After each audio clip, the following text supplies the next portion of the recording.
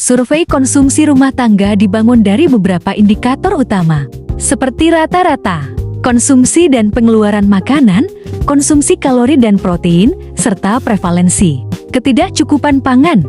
Selain itu, survei juga mengukur pengeluaran per kapita menurut kelompok ekonomi dan tingkat partisipasi konsumsi. Seluruh indikator tersebut dicatat melalui instrumen VECN26KP yang memuat 3 komponen besar: konsumsi makanan dan bukan makanan, pendapatan rumah tangga, serta berbagai jenis penerimaan dan pengeluaran non-konsumsi. Dalam pelaksanaannya, setiap jenis pengeluaran memiliki referensi waktu yang berbeda. Untuk makanan dan minuman, yang dicatat hanyalah konsumsi dalam 7 hari terakhir, terhitung hingga 1 hari sebelum petugas datang. Sementara itu, pengeluaran bukan makanan menggunakan referensi sebulan terakhir. Untuk pendapatan, penghasilan usaha, serta penerimaan atau transfer, semuanya memakai rujukan setahun terakhir. Proses pencatatan dilakukan secara sistematis. Petugas akan membacakan daftar komoditas satu persatu dan menanyakan mana saja yang dikonsumsi oleh rumah tangga. Jika ada komoditas yang tidak tercantum, maka dicatat sebagai lainnya. Ketika satuan yang diberikan responden berbeda, petugas menggunakan tabel konversi untuk menyeragamkan pencatatan. Setiap halaman juga diberi catatan jumlah komoditas yang terisi, agar tidak terjadi kekeliruan. Prinsip yang digunakan adalah consumption approach, yaitu bahwa yang dicatat adalah apa yang benar-benar dikonsumsi oleh rumah tangga, bukan sekadar yang dibeli. Blok 4.1 A. Pada kelompok padi-padian, rumah tangga dapat mengonsumsi berbagai jenis bahan pangan seperti tepung beras, tepung jagung, sorghum, bulgur, beras saking, gandum, dan bahan serupa lainnya. Seluruhnya dicatat sebagai bagian dari konsumsi biji-bijian pokok. Blok 4.1 B. Untuk kelompok umbi-umbian, yang termasuk di dalamnya antara lain tiwul, tepung gaplek, tapioka, gadung, oyek, ui, gembili, dan beberapa bahan berbasis singkong lainnya. Semua jenis umbi yang menjadi pengganti nasi atau sumber karbohidrat alternatif dicatat di kelompok ini. Blok 4.1 C. Ikan atau udang cumi atau kerang. Blok ini mencakup ikan segar seperti layur, lemuru, pari, hingga berbagai ikan, air tawar. Produk olahan ikan seperti siomay dan otak-otak juga masuk di sini, termasuk di dalamnya aneka ikan asap, ikan fermentasi, hingga hewan air lain seperti teripang dan ubur. Semua bentuk pengolahan dicatat sesuai komoditas dominannya. Blok 4.1 D. Pada kelompok daging, yang dicatat bukan hanya daging sapi atau ayam, tetapi juga daging bebek, antop, dan unggas lainnya. Produk olahan seperti sosis, abon, bakso, serta daging asap juga termasuk di dalamnya. Begitu pula jeroan, kulit, tulang, serta bahan lain seperti hati, paru, ampela, dan bahkan serangga seperti belalang atau laron. Blok 4.1 E. Kelompok ini memuat konsumsi telur dari berbagai jenis unggas serta susu murni, baik sapi, kambing, maupun kerbau. Termasuk di dalamnya berbagai produk olahan, seperti keju, yogurt, dadih, dan minuman fermentasi lainnya. Blok 4.1 F.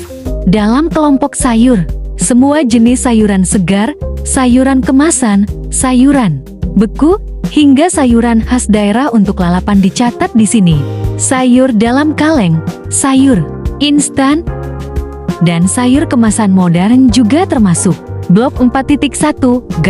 Kelompok ini mencakup kacang hijau, kacang mede, kacang merah, polong, kacang Bogor, hingga kapri.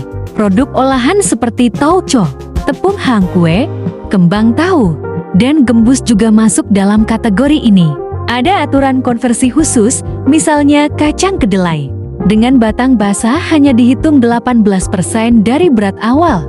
Blok 4.1 H. Berbagai buah lokal dan tropis masuk dalam blok ini, mulai dari sawo, belimbing, sirsak, cempedak, hingga markisa. Buah dalam kaleng tetap dicatat berdasarkan buah asalnya. Tomat dicatat sesuai peruntukannya jika digunakan untuk jus, masuk kategori buah. Jika untuk masakan, masuk kategori sayur. Blok 4.1 ke 1. Blok ini mencakup aneka minyak seperti minyak jagung, minyak zaitun, minyak samin, santan instan, margarin, dan VCO. Beberapa komoditas memiliki konversi tertentu. Misalnya, 1 kg minyak goreng setara dengan 1,09 liter. Blok 4.1 J. Kelompok bahan minuman terdiri atas sirup, coklat bubuk, madu, pemanis, buatan, gula batu, sari buah, hingga esens. Setiap satuan dicatat sesuai kebutuhan dan konversi yang berlaku. Blok 4.1 K. Blok ini mencakup bumbu dapur seperti kayu manis, sereh, lengkuas, bawang bubuk, serta bumbu masak kemasan seperti bumbu opor, rendang, dan nasi goreng. Bumbu racikan yang dibeli di pasar juga masuk di sini. Blok 4.1 Lebar, berbagai bahan pangan tambahan seperti mie basah, kue tiaw, makaroni, bihun, agar-agar, rumput laut, selai, dan bahan kue dicatat di dalam blok ini. Termasuk juga makanan instan kemasan dengan variasi ukuran yang sangat beragam. Blok 4.1 M. Pada kelompok makanan dan minuman Jeti, nama seluruh anggota rumah tangga tetap ditulis meskipun tidak mengonsumsi makanan Jeti. Sumber perolehan dicatat dalam 4 kode. Non-pembelian, pembelian online, pembelian offline, atau keduanya. Makanan yang dibagi bersama boleh dicatat pada satu anggota rumah tangga. Konsumsi saat bepergian, atau yang berasal dari rawat inap juga masuk dalam kategori ini. Beberapa makanan memiliki patokan porsi khusus, seperti sate 5 tusuk per porsi atau martabak manis 6-8 potong. Blok 4.1 N. Blok ini mencatat konsumsi rokok putih, rokok klobot, cerutu, tembakau, linting, hingga cairan rokok elektrik. Namun perangkat vape dicatat pada kelompok barang tahan lama, bukan di sini. Penegasan pertama beras porang dicatat umbi-umbian lainnya. Kedua merujuk Permenkes nomor 25 tahun 2014. Bayi adalah berusia 0-11 bulan. Susu bayi adalah susu khusus diperuntukkan bayi, usia 0-11 bulan. Anak usia 5 tahun yang minum susu bayi dikategorikan minum susu bayi. Ketiga, mengambil makanan atau nasi rems di warung sendiri dicatat di pembelian dan konsumsinya di makanan Jeti, nasi campur atau rems. Keempat, konversi durian dan jagung ada di buku pedoman. Contohnya, berapa konversi durian tanpa kulit? Jika rumah tangga responden membeli durian dengan kulitnya, maka konversikan beratnya sebesar 0,36 kg. Kelima, berapa konversi jagung? Jika kita membeli jagung basah tanpa kulit, dan jika membeli yang sudah dipipil, jagung basah pipilan. Jika rumah tangga membeli jagung basah tanpa kulit, maka konversi beratnya adalah dikalikan 1,21 kg. Jika rumah tangga membeli jagung basah yang sudah dipipil, maka konversi beratnya adalah dikalikan 1,78 kg. Demikian ringkasan singkat pengisian blok 4 titik pertama. Terima kasih.